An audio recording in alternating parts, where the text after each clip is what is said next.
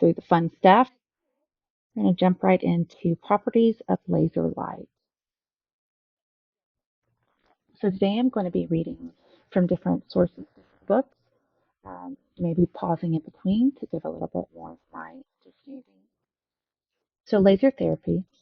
In the cosmetic laser therapy field, it comprises of a myriad of technological advances, including facial rejuvenation, tightening of the skin, laxity, hair removal, and lightening of tattoos. These processes involve many decisions to make much information to process, and that variability between laser and light. The best way to understand the cosmetic laser field is to understand which lasers are used for which procedure. There's our introduction. Hand clap, everyone. We're going to go ahead and get started with properties of laser light. Properties of laser light. Lasers have a unique property that is not seen in any other type of energy, allowing them to be harnessed for aesthetic treatments. Normal white light that's from a flashlight or light bulb is made up of a multitude of visible and invisible infrared wavelengths that are out of sync or traveling in different directions, aka scatter.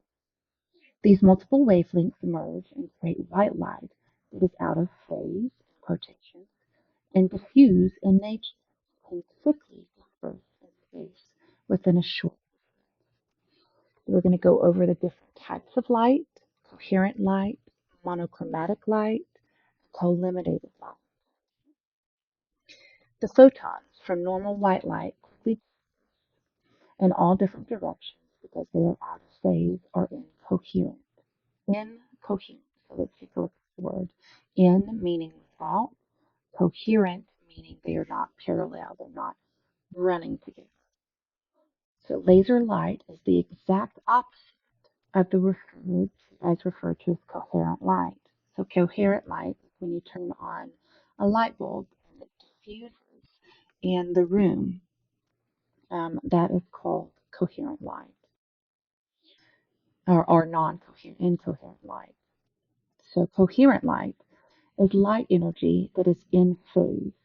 This means all the light waves are traveling in the same direction and in unison with each other. Let's go over this again. Non-coherent light is when you are screwing in a regular light bulb, LED or not, and the light is diffused, sending light particles into our atmosphere in various different directions. That's incoherent. So in means without. Loosely. Coherent light, which is what laser therapy is, most of it, is when light and energy that is in a phase. This means all the light of the different wavelengths are traveling in the same direction and are in unison with each other. In other words, they are the same direction. They have a laser beam. Boom, exactly what we're covering, laser.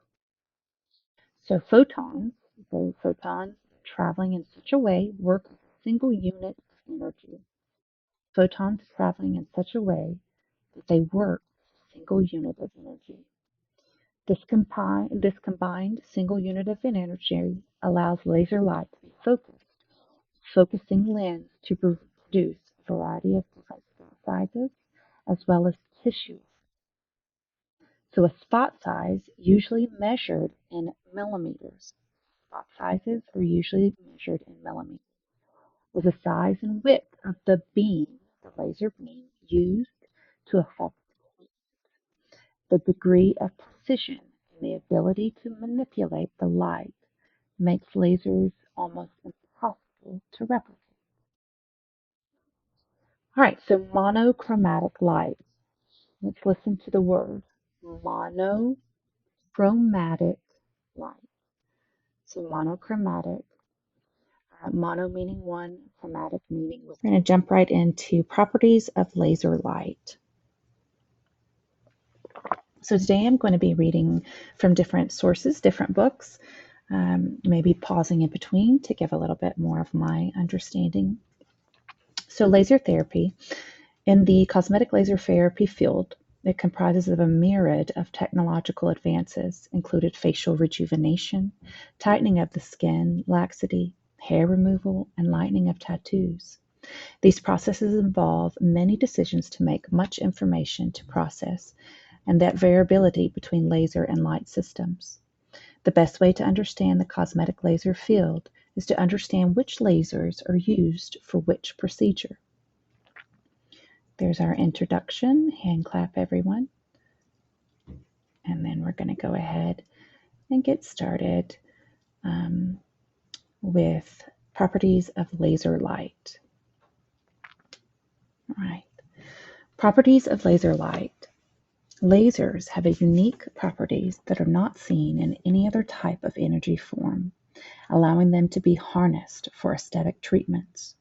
Normal white light that's from a flashlight or light bulb is made up of a multitude of visible and invisible infrared wavelengths that are out of sync or traveling in different directions, aka scattered. These multiple wavelengths merge and create white light that is out of phase, in quotations, and diffuse in nature and can quickly disperse in space within a short distance. So we're going to go over the different types of light: coherent light, monochromatic light, and collimated light. The photons from normal white light quickly disperse in all different directions because they are out of phase or incoherent. Incoherent. So let's take a look at that word. In meaning without, coherent meaning they are not parallel, they're not running together.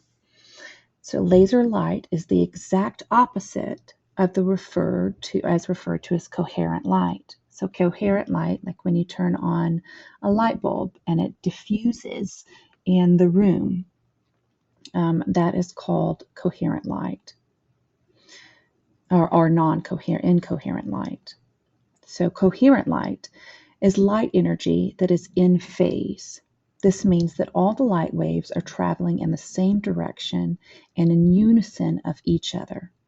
Okay, let's go over that again. Non-coherent light is when you are screwing in a regular light bulb, LED or not, and the light is diffused, sending light particles into our atmosphere in various different directions. That's incoherent light. So in means without, loosely. Coherent light, which is what laser therapy is, most of it, is when light and energy that is in a phase. This means that all the light of the different wavelengths are traveling in the same direction and are in unison with each other. In other words, they are same direction. They have a laser beam. Boom, exactly what we're covering, laser. So photons, though photons that traveling in such a way work as a single unit of energy. Photons traveling in such a way that they work as a single unit of energy. This combined single unit of energy allows laser light to be focused with focusing lens to produce a variety of different spot sizes as well as tissue effects. So a spot size usually measured in millimeters. So spot sizes are usually measured in millimeters as a size and width of the beam, the laser beam, used to affect the treatment.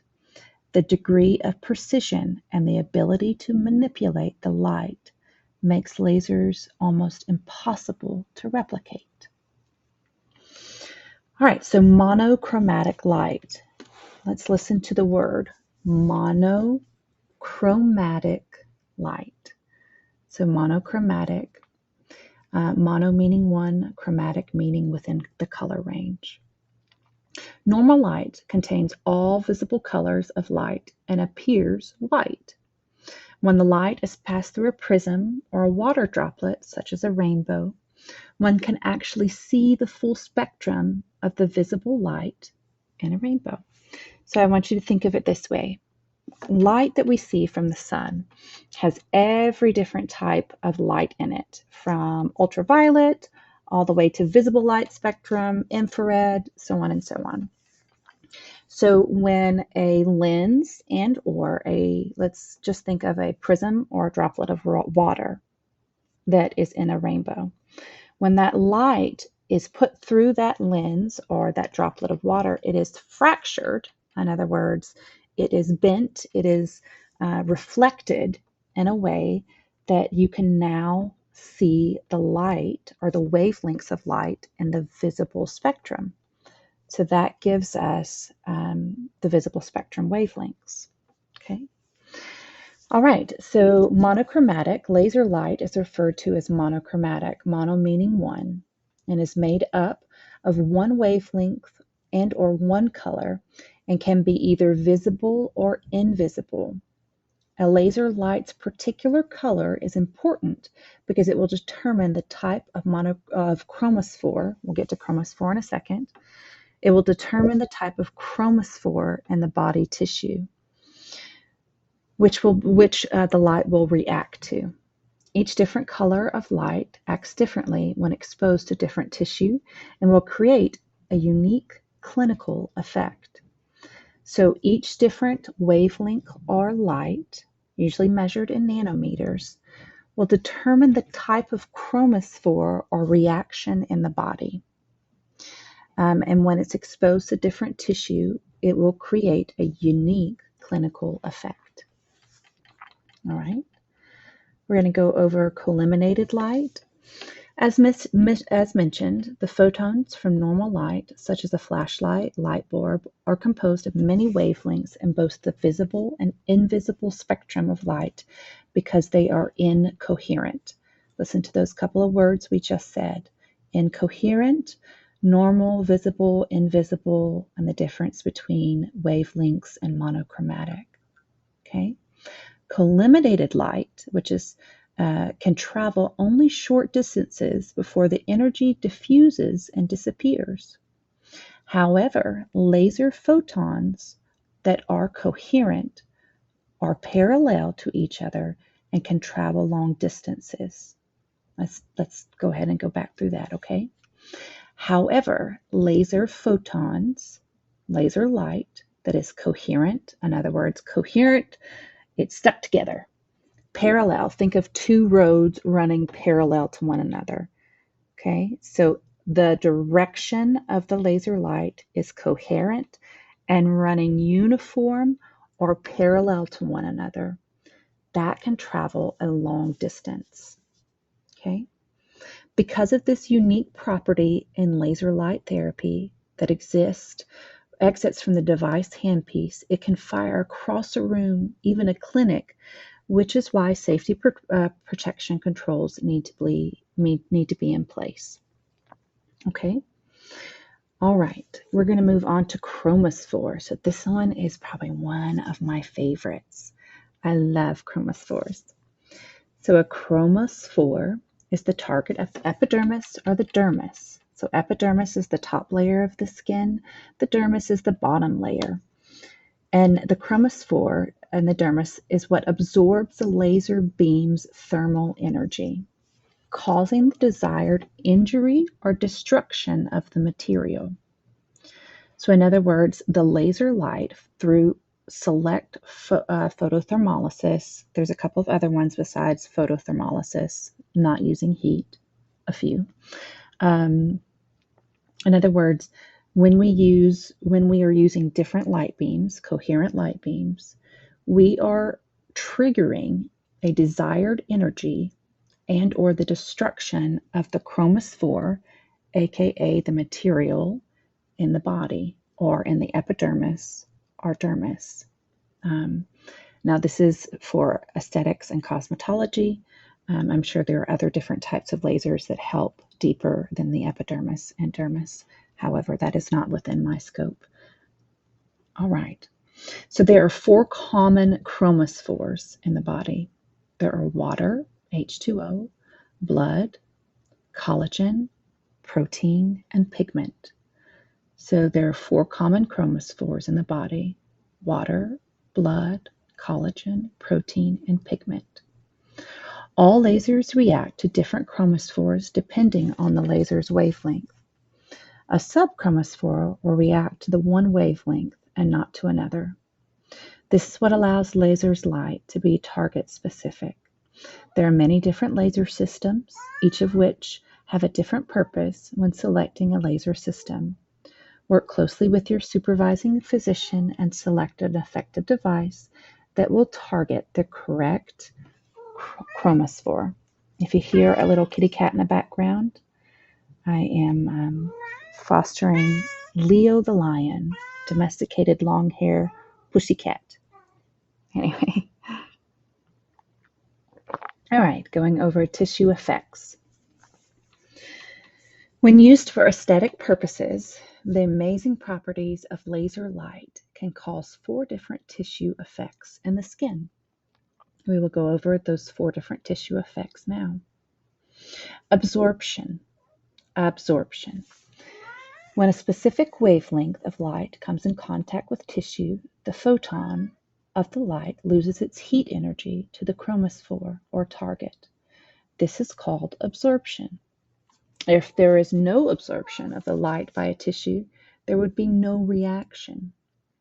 Knowing the 4 key chromophores, as well as the tissue reaction, is important because different cosmetic lasers are absorbed by different chromophores.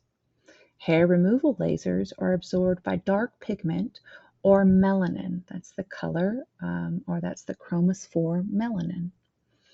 Vascular lasers seek out or absorbed by blood and or oxyhemoglobin molecules, or oxyhemoglobin, oxygen red blood cells, or oxyhemoglobin. Lasers that produce new collagen and rejuvenate tend to be absorbed by water or collagen. So let's go back over that again. Okay. Hair removal lasers are absorbed by dark pigment or melanin, typically within the hair shaft or the hair follicle. Vascular lasers seek out and are absorbed by the chromophore blood or oxygen hemoglobin. Lasers that produce new collagen and rejuvenate tend to absorb the water, H2O, or the collagen in the epidermis or the dermis. Lasers for minimizing or clearing pigmented lesions or birthmarks target melanin in the epidermis and dermis. And tattoo lasers target a specific tattoo pigment. The specific tattoo pigment we can go into a little bit deeper a little bit later. It is very similar. It's one of the, I guess you could say, fake chromophores. We'll go into that a little bit deeper if time permits. All right, so the absorption of spectrum of the light illustrates how hemoglobin, red blood cells, melanin, color, and water absorbs different wavelengths of light.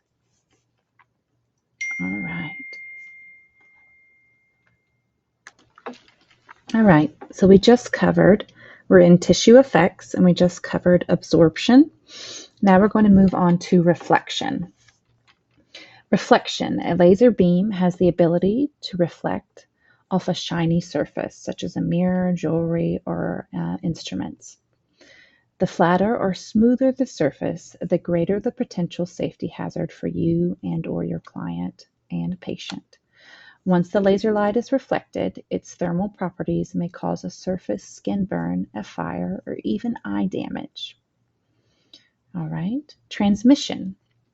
Transmission. Some laser light can also be transmitted through tissue, fluid, and even glass. Visible light lasers and some of the near-infrared zones can easily pass through the epidermis and dermis in search of their targeted chromophore. Lasers that are absorbed by water, however, do not possess these characteristics, and their effects are more superficial. Scatter.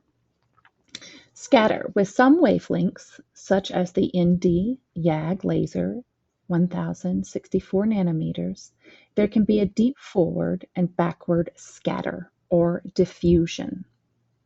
Diffusion of light. The deeper the light is able to transmit through the skin, the more scatter is possible. Let's go back through that again. The deeper the nanometer or wavelength of light, the more it can transmit through the skin, increasing the possibility of scatter. The scatter can cause thermal destruction at greater depths, as well as backscatter towards the client and operator's eyes, making eye protection mandatory. Ocular injuries are the most common reported hazard for those working with laser devices. All right. All right, so we're going to go back over some of my favorite key terms. And then we're going to dive a little bit deeper into laser therapy. Ablation. So key terms, ablation. Ablation is the removal of surface material from the body. And bulleted devices vaporize, cut, and remove all or part of the epidermis or dermis.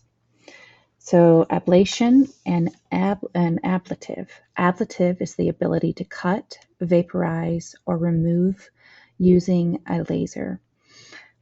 Most advanced aesthetics or most estheticians are not allowed to use ablative devices unless you enter into an agreement with your attending physician, advanced practitioner, RN, nurse practitioner, or higher. And those oftentimes would have to be notarized and signed and turned into your regulatory agency. Non-ablative devices are commonly used in the aesthetics community by estheticians, cosmetologists, medical estheticians, paramedical estheticians, etc., advanced estheticians. All right. Absorption. And this is the uptake of one substance into another. In laser light therapy, it is the attraction of energy particles, liquid or gas, to a particular chromophore for a target in the skin. Selective photothermolysis. So photo, what does that mean? That means light. Thermolysis. Thermo means heat. Molysis or lysis is destruction. Selective photothermolysis. Treatment using an appropriate wavelength, exposure time, and pulse duration with sufficient energy fluence to absorb light into specific areas. Allows damage to the targeted tissue and or chromophore without involving the surrounded areas. Now that is a couple of things. There are some technical things because we just went over scatter. So it really depends on the manufacturer, really depends on the technique used, the nanometers, the wavelength, so on and so on. But we still want to move underneath selective photothermolysis and minimize scattering effect, either with cooling systems or other systems that are provided by the manufacturers. So chromophore. The colored cells are the target in the epidermis or dermis, absorbs the laser beam and the thermal energy, causing the desired injury or destruction of the material. Three main chromophores are hemoglobin, water, and melanin. Oxyhemoglobin, I just really love that term. It's fantastic. Oxyhemoglobin is hemoglobin and red blood cells that have been oxygenated and is a protein in the red blood cells. We'll get to that in a little bit. All right, laser therapy, we're going to stick to photothermal. Okay. So once again, photothermal. Photo, light, thermal, heat. Let's go ahead and take a look at this if you can. So you can see in the middle column, tissue effects, photothermal, mechanical, photothermal, photomechanical, so on and so on. So a lot of our lasers are going to be in the photothermal area. So we can read over this in just a little bit. I'm going to go ahead and introduce you to photothermal. All right, photothermal tissue reactions. Therapeutic effects are seen as a result of cells' reactions to the thermal laser energy. Photothermal tissue reactions are created as the laser energy comes in contact with the tissue. The light is then absorbed by its target chromophore and transformed to heat. As the cell's internal temperature reach 122 Fahrenheit to 212 Fahrenheit, that would be 50 degrees Celsius to 100 degrees Celsius, tissue undergoes irreversible destruction and coagulation of cellular proteins. To be precise, the intracellular inside cellular contents begin to boil and the cellular membrane explodes, leading to the vaporization or the creation of a laser plume. Plume meaning smoke. So let's coagulation. Coagulation, I want you to think of a gelatinous material. And inside, to be precise, the intracellular, inside each cell, there's content. You should know these little things like riboflavin. God, to get technical with all those little things, we'll have to go back through and look at the skin tissue, and we'll do that in a later video. But all of that stuff inside the cell that we learned in like 9th and 10th grade in high school, it begins to boil or coagulate, and then the membrane of the cell, everybody remembers the membrane of the cell that allow things in and out, in and out. So the membrane of the cell basically vaporizes or explodes. All right, let's go ahead and move on. In the most aggressive laser treatment, several layers of skin cells can be vaporized, resulting in what is called an ablative skin reaction. Ablative. So ablative, some underneath direct supervision, in a agreement between your physician, AP, advanced practitioner, RN, PA, physician assistant, nurse practitioner, or licensed medical provider with years of training. You can use ablative. Now you need to check your regulatory agencies by state, but typically, at least in the state where I am at, aestheticians can use ablative devices once they have entered into an agreement with an overseeing physician or advanced practicing. I think the lowest is APRN, advanced practice registered nurse. All right, so ablative skin reaction, CO2 and ER YAG lasers are classic examples of an ablative skin treatment that are used mostly by physicians for facial laser resurfacing. Client consultation before every laser treatment is necessary and critical for documentation and the success of the service and for the safety of the client. Medical history, genetic background, medications, lifestyles, and previous laser experience are important areas to investigate. Every business should have a standard laser consultation form and treatment documents form that are maintained for each client. So one of the reasons why late client consultations are incredibly important is you want to get the medical history. There are contraindications for laser therapy for different individuals with more specific medical issues. You want to get their genetic background and their ethnicity. That will also help to determine the proper wavelength and proper light source. And it'll also give you a kind of a good idea, like thermal may not be appropriate for everyone, especially individuals with melanoma. That's something we can talk about at a later time. Medications are incredibly important.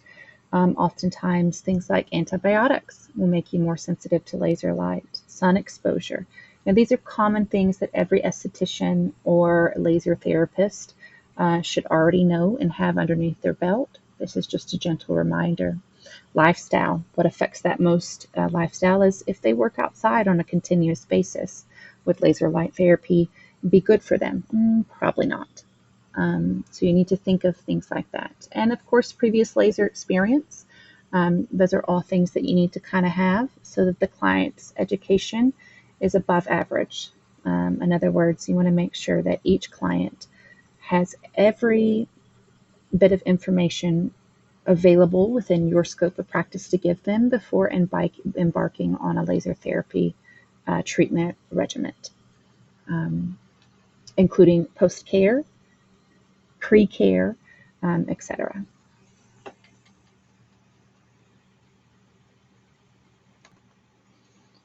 All right, moving on. Let's see. We took a look at this one. This is a list of common cosmetic lasers. So a diode laser is commonly used at 800 nanometers for its tissue effect as photothermal hair removal. There are a couple of other ones: Ruby Q switch, Indy YAG Q switch, CO2, ER YAG, pulse diode, Alexandrite Q switch, and continued on. You can go from there. So the main important things that I want you to look at is the wavelength, the tissue effect, and the clinical application. Okay, so the nanometers, or the wavelengths, lets you know how deep it penetrates the epidermis and dermis, and the clinical application. Now, this is a rule of thumb, not necessarily a solid guide. As medical lasers and aesthetic lasers continue to advance, many things will become to interchangeable between different nanometers, different wavelengths, and what it's used for. So this is once again, just a general rule of thumb. Follow your manufacturer's direction. Okay, let's move on to the next page. Photothermal tissue reaction. Photothermal effects occur when the chromosphere is absorbed in laser energy and generates heat. The heat directly vaporizes the tissue and is used to incise or remove tissue. Ablative or amblative. CO2 and ER YAG are ablative skin treatments for facial laser resurfacing. ER YAG at 2,940 nanometers is photothermal, and water is its main chromophore. CO2 at 600 nanometers is photothermal, and once again, it is water. Now, those are usually used for resurfacing the skin and facial rejuvenation. Photothermal tissue reaction. It's absorbed by the intracellular water. We just went over that. It's absorbed at this wavelength by the epidermis and ablates the most superficial layer of the skin, promoting subsequent re-epitheliation. Re-epitheliation. So it helps the epithelials, or the cells, to regrow, in quotations, or layman's term. The thermal energy that occurs below the zone of the ablation induces heat-mediated contractions of the collagen fiber. In other words, heat will contract the collagen fibers, just like when we lift a dumbbell in a bicep curl. That is a contraction and lowering, contraction and lowering. So the light will make the collagen fibers contract, and subsequent collagen remodeling of the dermis. So this is in photothermal tissue reaction. Okay. The upside: photoaging and the reduction of the appearance of scarring.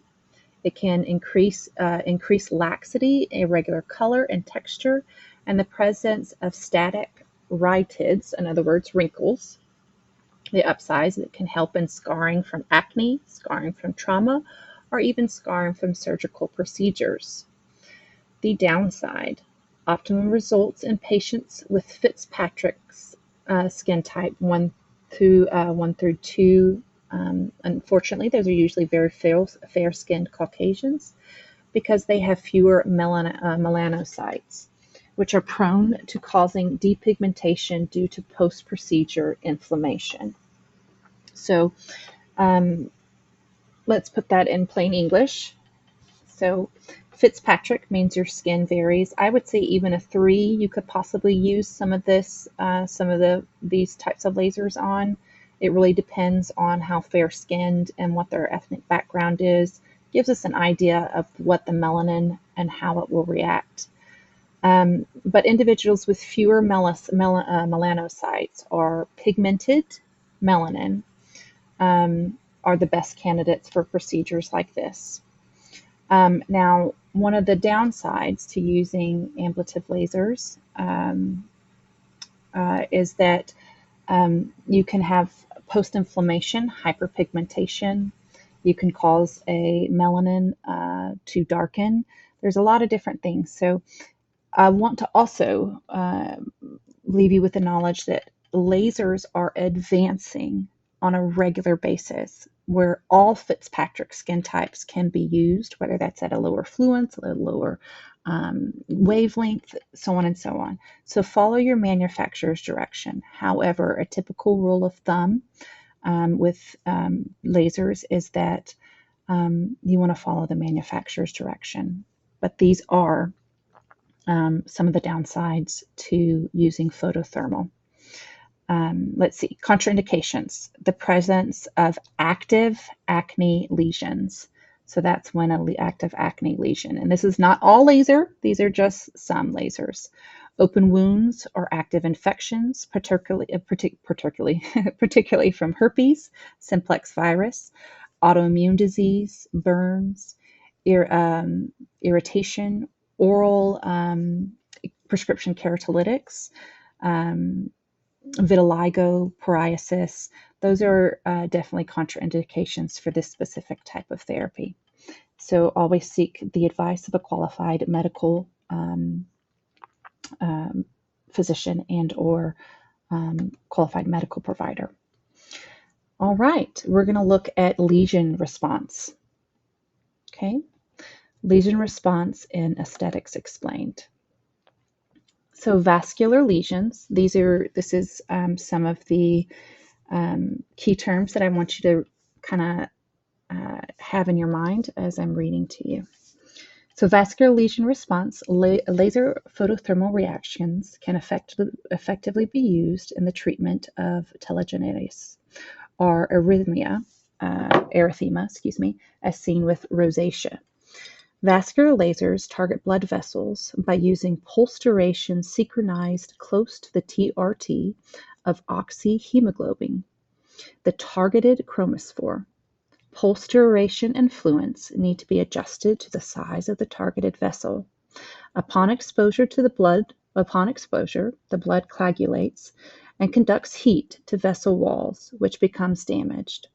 The immediate response is either darkening or coagulation of the vessel, or vasospasm, in which the vessel blanches and then can disappear, or vasoconstriction, in which the vessel walls collapse. Clearance of a vascular lesion is seen slowly over the next 3 to 6 weeks as blood clots and wall debris are eliminated by the immune system. Quick little factoid, I love, if we're treating vascular lesions, to always include lymphatic drainage massage to get rid of any of that intracellular debris that is breaking down. Moving on, noting the absorption of the spectrum of oxyhemoglobin coupled with the depth of the epidermal and dermal vessel, lasers ranging from 532 nanometers to 1064 nanometers are the most appropriate for vascular lesions. Examples include pulsed-dyed lasers, diode lasers, KTP 532 lasers, ND-YAG lasers, and alexandrite lasers. All right. So telangiectasia.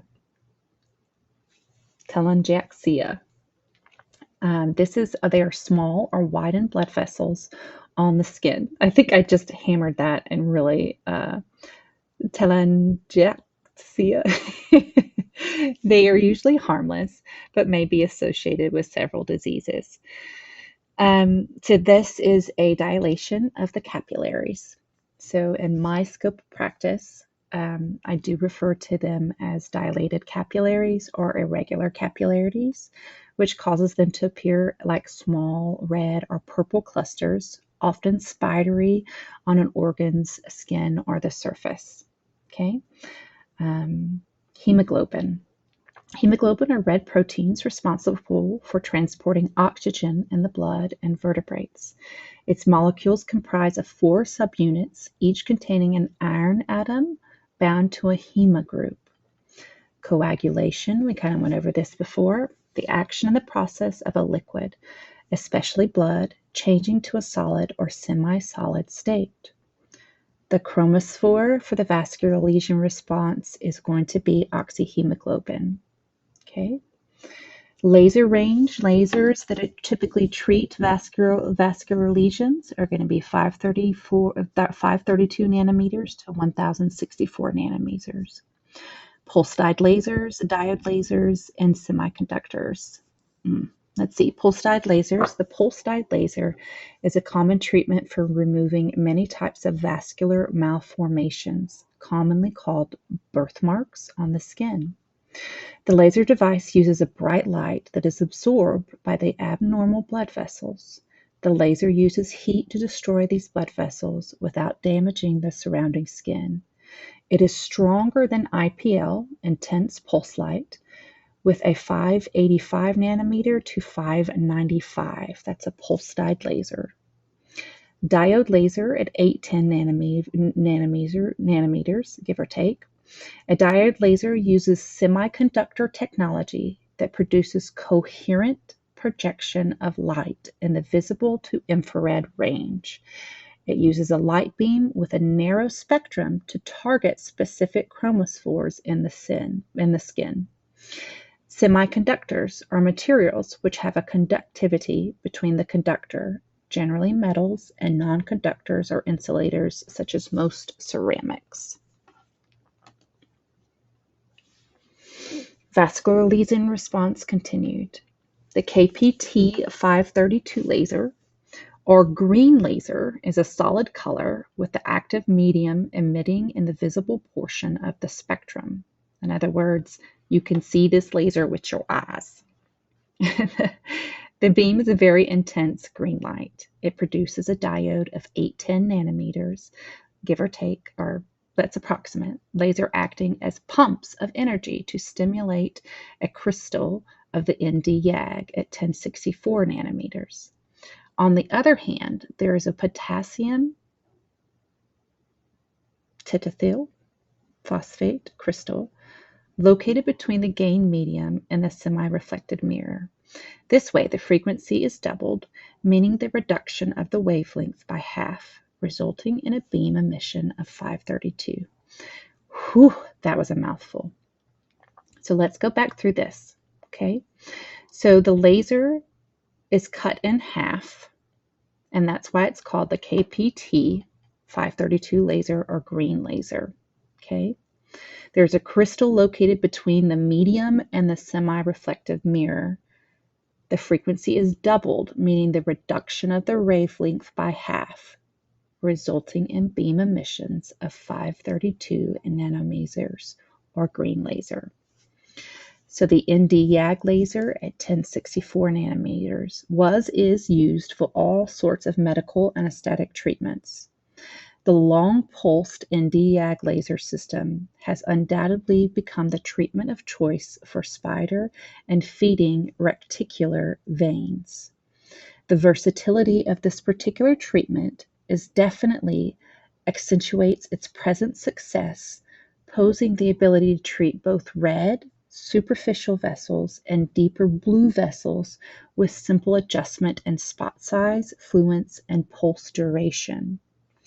In addition, with the ND-YAG laser, this system, via its utility of a longer wavelength and subsequent epidermal bypass, increases the ability to treat darker skin phenotypes. So the longer wavelength and subsequent epidermal bypass increases the ability to treat darker skin phenotypes. Phenotypes, think of the Punnett square or the phenotypical, okay? Veins up to 3 millimeters can be treated, although patients' tolerance to pain may become an issue as pain increases with the treatment of larger vessels.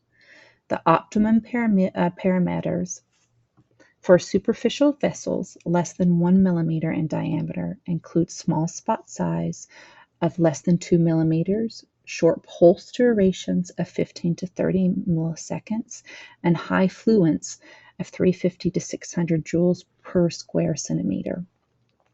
For reticular veins in the 1 to 4 millimeter in diameter, larger spot size of 2 to 8 millimeters, longer pulse durations of 30 to 60 milliseconds, and moderate fluence of 100 to 370 joules centimeter squared, should yield the successful results. As a result, many clinicians worldwide have embraced the Nd:YAG laser as the state-of-the-art for laser treatment of lower extremity vessels. What is a skin phenotype? It refers to the various traits of an organism possesses. Examples are blue eye traits for eye color and character, brown skin trait for the skin color of the character, long tail traits for a tail character, or a 5-petal trait for a flower character, etc. So a phenotype. Vascular lesion response, continued Alexandrite laser. An Alexandrite laser is one that uses an Alexandrite crystal for the laser source and or medium. The Alexandrite laser produces a specific wavelength of light in the infrared spectrum, 755 nanometers. It is considered a red light laser. Alexandrite lasers are also available in Q-switch mode. Like other lasers used for the treatment of vascular lesions, the 75 nanometer Alexandrite laser functions underneath the principle of selective photothermolysis, in which a specific chromophore is targeted. Selective photothermolysis, so we select photo, light, thermo, heat, molysis, destruction, chromophore, what we're targeting, and destroyed by certain wavelengths of light while sparing the surrounding healthy tissue. All right, let's bounce on over to, pigmented lesion response. All right, pigmented color lesion response, aesthetic explained. Pigmented lesions response, laser devices can also be used to treat pigmented lesions. When the laser beams comes in contact with the targeted lentigo or age spot, melanin absorbs the light and transfers into heat, shattering the melanin and damaging the melanin-containing cells or melanocytes. The immediate response is seen as either darkening, which occurs with melanin breakup, or erythema due to local inflammation. Erythema is redness, swelling, red, thema, kind of heat. Within 24 hours, one can see a crusting or darkening over the lentigo, which either lightens or flakes off within 7 to 10 days. Clearance is achieved when the immune system eliminates melanin particles and cellular debris. All right, pigmented lesion response. Lasers are often used to treat pigmented lesions of the mucosa and skin. Mucosa, I want you to think of mucosa lining, mucus. So that could be the mouth, that could be the nose, other areas of mucosa. The minimally invasive nature and efficiency have placed them in the forefront for therapeutic options for patients with these lesions. The ability of the laser to target specific colors by using particular laser wavelengths has assisted in placing lasers at the forefront in treatment of pigmented lesions, such as vascular lesions of the skin and mucosa, unwanted tattoos, and pigmented nevi. Lesions of the skin or mucosa containing highly dense collections of pigmented chromophores include hemoglobin, melanin, and deoxyhemoglobin are generally from the surrounding tissue through stark color contrast. In other words, you can see the difference.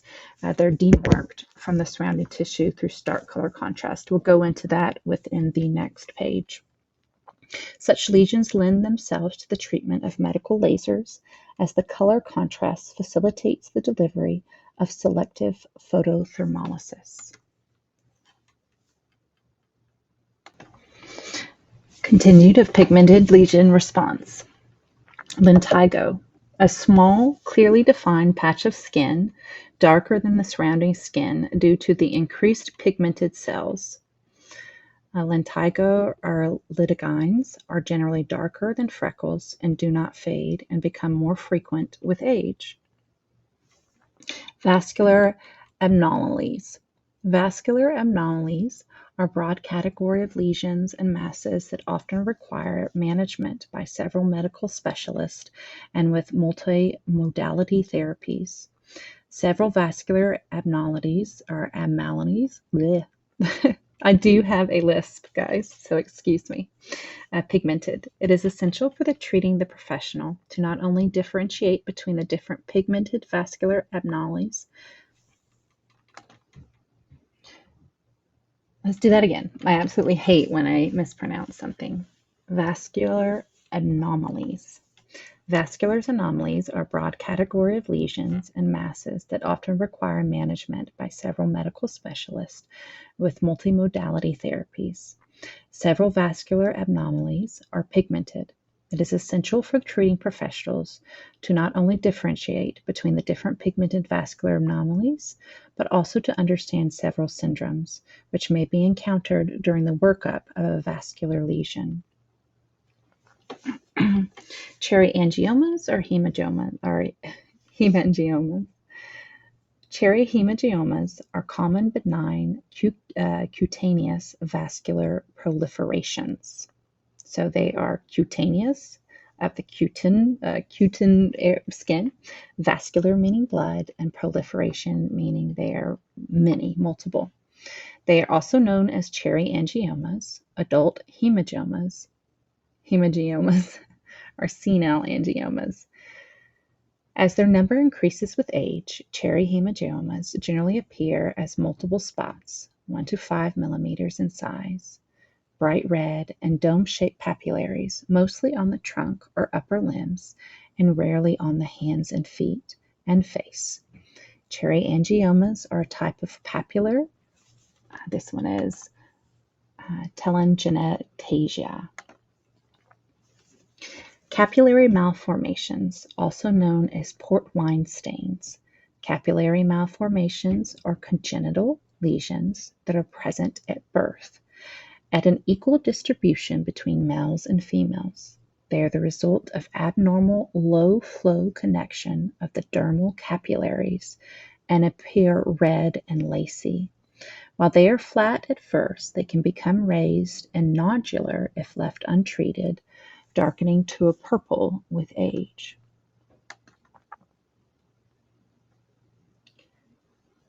Pigmented lesion response. Pigmented lesion response. Venous malformations are the most common vascular malformation. They result from inappropriate connection, slow-flowing venous vessels, which dilate easily and tend to grow into the tissue where they are located. They are commonly present in combinations with lymphatic malformations.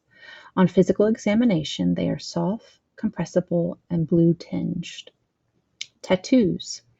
Through various methods, tattoo pigment is placed into the dermis. Dermal fibroblasts engulf the stains and trap them in the superficial dermal layer. While many tattoos today are excessively placed as forms of body art and personal expression, not all tattoos are strictly elective. Pigmented nevi. The melanocytic nevus, or mole, is a common benign skin lesion due to local proliferation of pigmented cells, melanocytes. It is called a nevus, nevis, but not that there is any. But note that there are other different types of nevi. All right, let's move on to collagen stimulation response. So traditionally, I just want to give you all guys a heads up. As I am learning, hopefully you were learning too. I am always open to constructive criticism and constructive feedback, and open to learning from individuals with that express interest in this recording. So please feel free to type Write, ask questions. If I don't know the answer to them, I will pass you to corresponding physicians or nurses or anything of that sort, and get the answer back to you. So we're going to move on to collagen stimulation response. All right, and this is still in the photothermal category.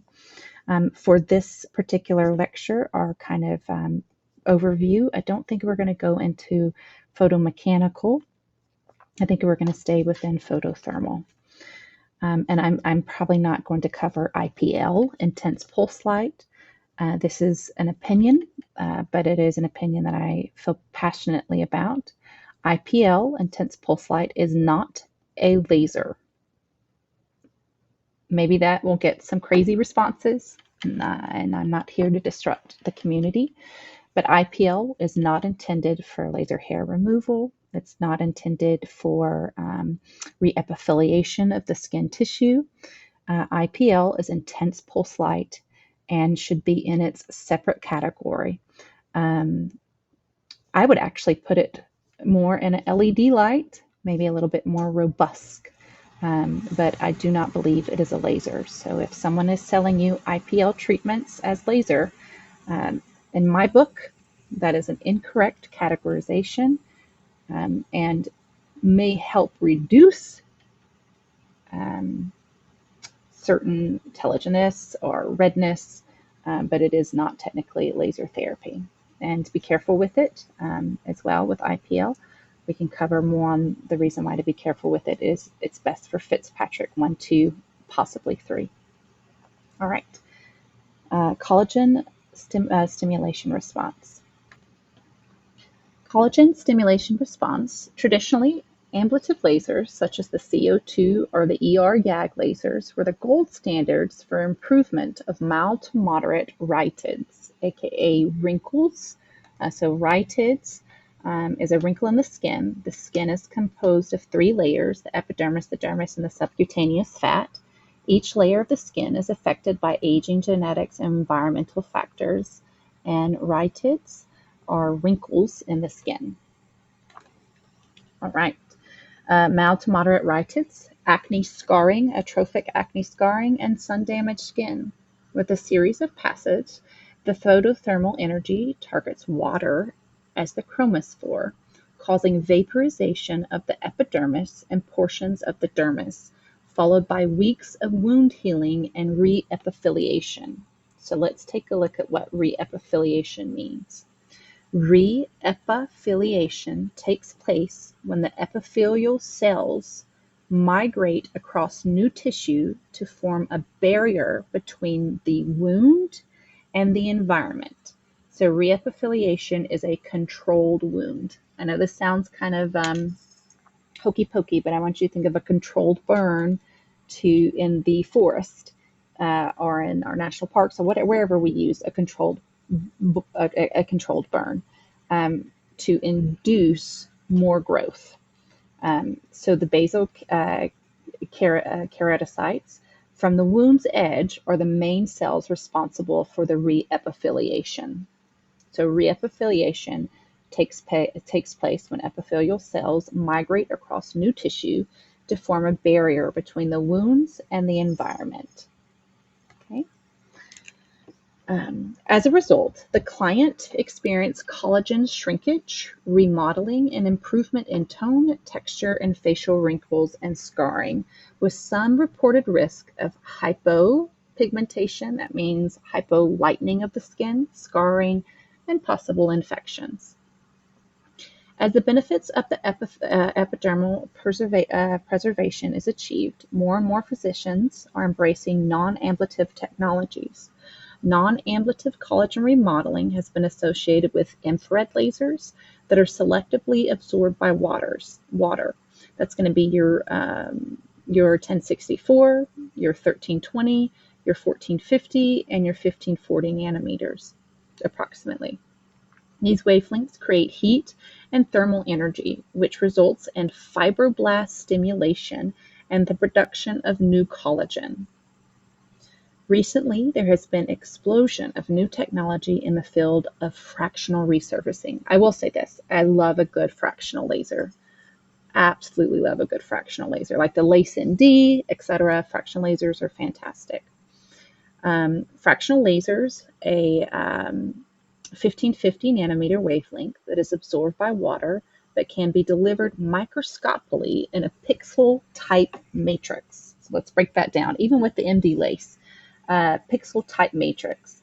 So these are the columns of thermal energy, microthermal zones that can be adjusted for superficial penetration to treat pigmented lesions and melasma, as well as deeper dermal penetration for the treatment of photoaging and acne scarring. Through series of treatments, gradual improvement is seen with the average of around 20% surface coverage per treatment. So, since the arrival of this technology, numerous fractional non-ablative and ablative technologies have become available, and the variety of wavelengths, including 10600 CO2 laser, the 2940 nanometer YAG laser, and the 2790 nanometer, and the ERYS GG laser. Okay, so let's connect the dots here. A pixel type matrix, or the microthermal zone.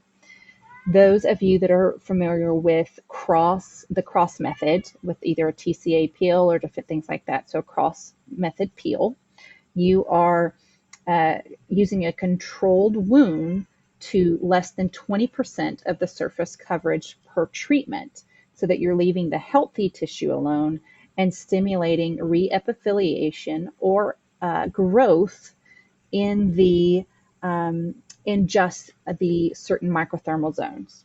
Okay, so cross method, we may cover this in chemical peels and another lecture in quotation. Cross method is very similar, except one uses a chemical keratolytic, the controlled wound, and one uses a thermal. So I'm really, I can't speak enough about the Lace MD, and I absolutely love fractal lasers. They are fantastic. I've seen some beautiful work on them. So definitely one of my favorite. All right, let's keep going on from here. Little side note. Collagen stimulating response. So rhytids, we already went over that. It can be a term that's tossed around as rhytids, a stand-in for wrinkles. The two aren't exactly the same. So for the most part, rhytids are fine lines and minors creates the appearance first, while wrinkles are deeper folds or creases that also often come after your simple rhytids. Reepitheliation. Oh, I forgot I had this in the slide. Reepitheliation describes the resurfacing of a wound with new epithelium. The cellular or molecular process involved in the initiation, maintenance, and completion of the epitheliation are essential for successful wound closure. Fibroblast. This is a cell in connective tissue which produces collagen and other fibers.